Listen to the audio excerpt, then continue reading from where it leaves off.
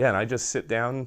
Usually I sit right here on my knees, and I try not to think at all. I just try, I'll put out the colors that I want, or that I think I might want, and just start with no thought, no preconceived idea of what's the painting's going to look like at all. Because if I think about it too long, like I'm going to paint a cat with a guy. I remember one time I was sitting down, we were watching a movie, because Damien Chazelle liked to watch older movies like Singing in the Rain, Streetcar Named Desire, because he really wanted to capture those colors and those themes back in the day, you know, the old school films. So one day we were watching a film, and you know, out of nowhere, I'm just sitting there, you know, sitting in a chair, and Ryan Gosling comes up to me and he taps on my shoulder. I'm like, oh, who's that? So it's Ryan. I'm like, what? You know, Ryan Gosling's tapping on my shoulder. Hi, I'm Ryan.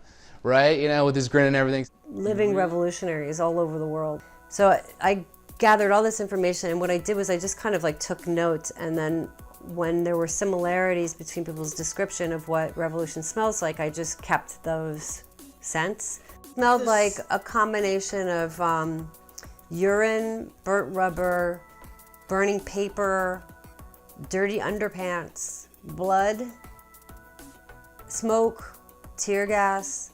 But those were basically the smells. And I established character and began writing my life, writing myself into my life as the main character of my life, also the author of my life. So I created character, Lizzie West, and I very quickly, within 2 years, took that character, picked up a guitar, taught myself some chords, wrote my first songs, and went into the subway, began performing them. Within a couple of years, I was signed to a major label, and I was... She had gotten me a couple boxes of Milk Duds also, her sister. And I was like, I don't need to eat these, but I'm gonna have some. So I had a couple Milk Duds on the way home, and I was like, all right, I'm gonna get home, I'm gonna put the box away. Like, I don't need to eat these. I can limit myself. So I put the Milk Duds in the cupboard, and I put my sock monkey pajamas on, and I lay down to go to bed, but I can't sleep.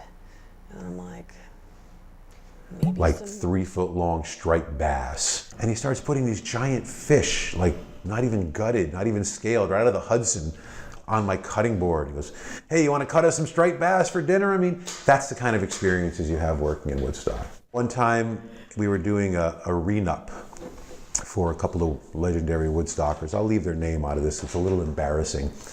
My son Terry, he's a New World baby. He was probably 2.5. It was a summer thing, maybe going on 3. Flushing Avenue at Bedford Avenue there was really dicey back then.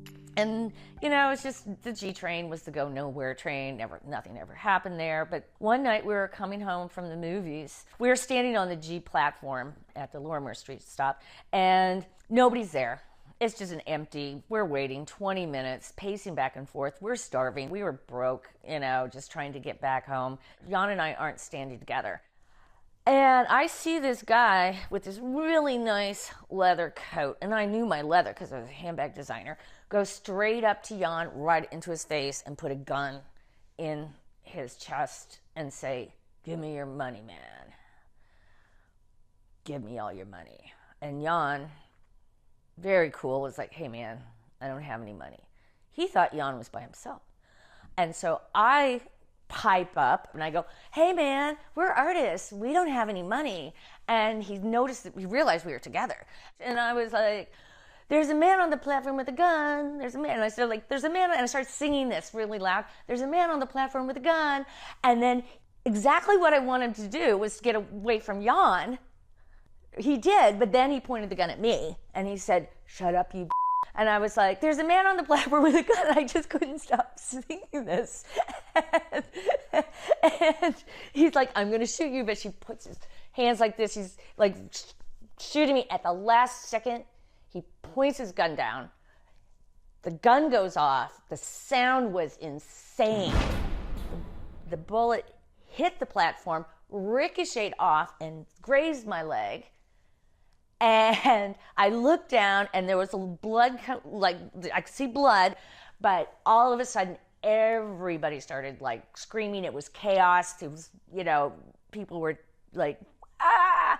The guy was chasing us around the pole We didn't know what to do.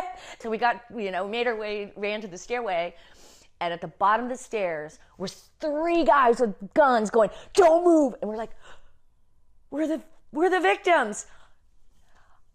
Little did we know that that was the headquarters for the Transit Authority's robbery division. And they heard the gunshot and came. And they finally find this guy in a bodega, and his gun is stashed behind a cereal box. And we are stuck at the police station there on Lorimer Street. And it was like for hours in the middle, and it was already like 2:00. They were like, "You have to be here until, we know we've got this guy. We want you to identify him tonight." They put us back in the same location almost, so we could identify him. And I was like, "I know that's the guy because that's his coat." And Jan was like, "I know that's that guy because it's his gold tooth." Jan's father was a dental technician. Thank God I was wearing Park Avenue pantyhose, because the bullet grazed and the pantyhose didn't break. And the next day I thought, "Oh my God, what a good story." I researched to find out who made the Park Avenue pantyhose. It was like the Dwayne Reed, store brand or something. And I called them up and I said, "I've got a great commercial for you." But they didn't think that was really good advertisement for their brand at all.